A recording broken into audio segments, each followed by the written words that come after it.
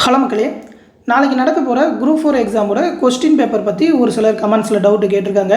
அது மட்டும் இல்லாமல் அந்த கொஸ்டின் பேப்பர் பற்றி நிறைய விஷயம் சொல்லணும்னு நினச்சிருந்தேன். அதை எல்லாத்தையுமே இந்த வீடியோவில் பார்த்துருவோம். ஃபஸ்ட்டு என்ன கேட்டிருந்தாங்க அப்படின்னு சொல்லி பார்த்தீங்கன்னாக்கா, மேக்ஸ்லாம் சால்வ் பண்ணுறதுக்கு ரஃப் ஷீட் கொடுப்பாங்களா, நம்ம ரஃப் ஷீட் கொண்டு போகணுமா அப்படின்ற மாதிரி கேட்டிருக்காங்க.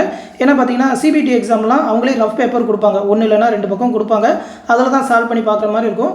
குரூப் 4க்கு எப்படி கொடுப்பாங்க அப்படின்ற மாதிரி கேட்குறாங்க. இதான் பார்த்தீங்கன்னா குரூப் 4ஓட மாடல் கொஸ்டின் பேப்பர், அதாவது 2022 நடந்த குரூப் 4ஓட கொஸ்டின் பேப்பர். ஆல்ரெடி எழுதியிருந்தீங்கன்னா தெரியும். என்னென்னா குரூப் 4 கொஸ்டின் பேப்பர் வந்து ஒரு புக்லெட் டைப்பாக மொத்தமாக ஒரு 100 பக்கம் இருக்கிற மாதிரி, ஒரு 50 பேப்பர் இருக்கிற மாதிரி தான் கொடுப்பாங்க. அதில் இந்த இடத்துல பார்த்தீங்கன்னாக்கா ஸ்பேஸ் ஃபார் ரஃப் ஒர்க் அப்படின்னு சொல்லி அந்த கொஸ்டின் பேப்பரோட 2வது பேஜ்லையும் இருக்கும். அதே மாதிரி பார்த்தீங்கன்னாக்கா அந்த கொஸ்டின் பேப்பர் முடிகிற கடைசி பேஜ்லையுமே அதே மாதிரி ஸ்பேஸ் ஃபார் ரஃப் ஒர்க் அப்படின்னு சொல்லி கடைசிலுமே ஒரு 3-4 பக்கம் கொடுத்துருப்பாங்க. மினிமம் ஒரு 2 பக்கமாவது கொடுப்பாங்க. போன குரூப் 4லாம் பார்த்தீங்கன்னா ஒரு 4 பக்கம் கொடுத்துருந்தாங்க. அதில் தான் நீங்கள் மேக்ஸ் எல்லாத்தையுமே சால்வ் பண்ணி பார்க்கணும். அதுக்காக எக்ஸ்ட்ரா பேப்பர்லாம் கொடுக்க மாட்டாங்க. அது மட்டும் இல்லாமல் முக்கியமாக இன்னொரு கண்டிஷன் என்னென்னு பார்த்தீங்கன்னா, இந்த ரஃப் பேப்பரில் நீங்கள் பிளாக் கலர் பால் பெனில் தான் எழுதணும்னு கிடையாது. நீங்கள் ப்ளூ பெனில் எழுதலாம், அப்படி இல்லைனாக்கா பென்சிலில் கூட எழுதி பார்க்கலாம். ஆனால் பிளாக் கலர் பால் பாயிண்ட் பெண்ணை தவிர வேறு எதுவுமே கொண்டு போயிடாதீங்க, என்னோட அட்வைஸ். ஏன்னா நீங்கள் ப்ளூ கலர் கூட ஒரு சேஃப்டிக்கு வச்சுக்குவோமே அப்படின்னு சொல்லி நினச்சிங்கன்னா மறந்து போய் பிளாக் கலருக்கு பதிலாக ப்ளூ கலர் வச்சு அந்த ஓஎம்ஆர் ஷீட்டை ஷேர் பண்ணிடுவீங்க.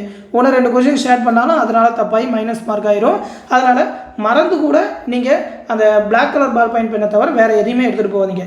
அடுத்து இன்னொன்று பார்த்தீங்கன்னா, இந்த கொஸ்டின் பேப்பரில் மேக்ஸ் சால்வ் பண்ணி பார்க்குறவங்க இந்த ரஃப் ஒர்க்குக்கான பேஜ் இருந்தாலுமே அது இல்லாமல் பார்த்தீங்கன்னாக்கா அந்த பக்கத்துலேயே ஏதாவது சால்வ் பண்ணி பார்ப்போமே அப்படின்னு சொல்லி இதுக்கு பக்கத்துலேயே சால்வ் பண்ணுவாங்க. ஏன்னா கொஸ்டின் பேப்பரை திருப்புறதுக்கு கொஞ்சம் யோசிச்சுக்கிட்டு அந்த இடத்துல பண்ணி பார்ப்பாங்க. அந்த மாதிரி பண்ணாதீங்க. அதனால் எந்த விதமான ப்ராப்ளமும் இல்லை. ஆனால் இன்விஜிலேட்டர் செக் பண்ணாங்கனாக்கா அது மூலமா ஏதாவது ஃப்ராடத்தனம் பண்ணுறீங்களோன்னு நினச்சி உங்களோட அப்ளிகேஷனையும் கூட ரிஜெக்ட் பண்ண வாய்ப்பு இருக்குது. ஏன்னா பார்த்தீங்கன்னா ஹால் டிக்கெட்டில் கூட சொல்லியிருக்காங்க, வினா தொகுப்பின் எந்த ஒரு பக்கத்திலும் எவ்வித குறியீடும் இடக்கூடாது, இவ்விதிமுறையை மீறும் பட்சத்தில் விண்ணப்பம் நிராகரிக்கப்படும் அப்படின்னு சொல்லியிருக்காங்க. இது வரைக்கும் அந்த மாதிரி இஷ்யூ வரல. ஆனால் பார்த்தீங்கன்னா அந்த மாதிரி கேட்கலாம். வந்து உங்ககிட்ட கேட்டாலே நீங்கள் அதனால் ப்ரெஷர் ஆயிடுவீங்க. அடுத்தடுத்து கொஸ்டின் சால்வ் பண்ண முடியாமல் சில விஷயம் மறந்து போகிற மாதிரி இருக்கும். இதெல்லாம் தேவையில்லாத ப்ரெஷர் தான். உங்களுக்குன்னு ரஃப் ஒர்க் பண்ணுறதுக்கு ஒரு 3-4 பக்கம் கொடுத்துருக்காங்க. கொஸ்டின் பேப்பரை பார்த்துக்கிட்டு அப்படியே பின்னாடி இருக்கிற பேஜில் நீங்கள் ரஃப் ஒர்க் பண்ணி பார்க்கலாம். இதுக்காக பக்கத்துலேயே இருக்காதீங்க. ஏன்னா பார்த்தீங்கன்னா லாஸ்ட் டைம் நிறைய பேர் எக்ஸாம் எழுதிட்டு வந்து கொஸ்டின் பேப்பர் அனுப்புனாங்க.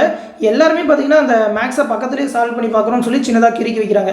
அந்த மாதிரி பண்ணிங்கனாக்கா பிரச்சனை வரும். அதனால் அந்த மாதிரி பண்ணாதீங்க.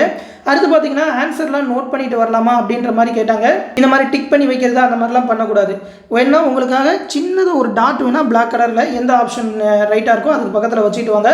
கண்டிப்பாக வச்சுட்டு வாங்க. ஏன்னா பார்த்தீங்கன்னா நீங்கள் எக்ஸாம் எழுதுறது எப்பவும் இருக்கும், ரிசல்ட் வந்து 3-4 மாதம் கழிச்சு தான் விடுவாங்க.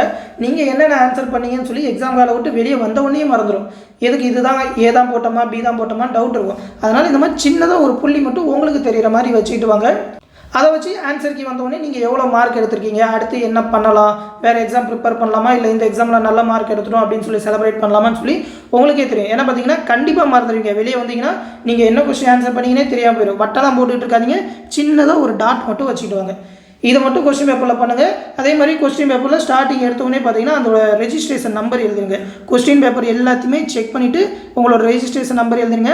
இந்த இடத்துல புக்லெட் நம்பர் இருக்கும். இந்த புக்லெட் நம்பரை உங்களோட ஓஎம்ஆர் ஷீட்டில் எழுதி அதை ஷேர் பண்ணி வச்சுருங்க. இந்த இடத்துல சீல் பிரிக்காமல் தான் வரும். கண்டிப்பாக பார்த்துக்கோங்க, சீல் பிரிச்சிருக்கா பிரிக்காமல் இருக்கா அப்படின்னு சொல்லி. ஒரு பச்சை கலர் நீல கலரில் இந்த மாதிரி சீல் ஒட்டி தான் வரும். அந்த சீலை பிரித்து நீங்கள் தான் செக் பண்ணுற மாதிரி இருக்கும். எல்லா கொஸ்டினும் கரெக்டாக பிரிண்ட் ஆயிருக்கா அப்படின்னு சொல்லி செக் பண்ணுறதுக்கே 15 நிமிஷம் கொடுக்குறாங்க. அந்த 15 நிமிஷத்தை கரெக்டாக யூஸ் பண்ணி எல்லா பக்கத்தையுமே கரெக்டாக பிரிண்ட் ஆயிருக்கா அப்படின்னு சொல்லி பார்த்துக்கோங்க. கொஸ்டினில் ஏதாவது 1-2 தப்பு இருந்ததுனாக்கா அதை திருப்பி கொடுத்துட்டு வேறு கொஸ்டின் பேப்பர் கூட வாங்கிக்கலாம். அதெல்லாம் எந்த விதமான பிரச்சனையும் கிடையாது. அதனால் கொஸ்டின் பேப்பரையும் கரெக்டாக யூஸ் பண்ணுங்கள். இப்போ உங்களுக்கு ஏதாவது குரூப் 4 ரிலேட்டட் டவுட் இருந்தாக்கா கேளுங்க. தொடர்ந்து குரூப் 4 பற்றின இன்ஸ்ட்ரக்ஷனை தெரிஞ்சுக்க மறக்காமல் நம்ம சேனலையும் சப்ஸ்கிரைப் பண்ணி வச்சுக்கோங்க. அடுத்த ஒரு முக்கியமான அப்டேட்டோட சந்திக்கிறேன். நன்றி.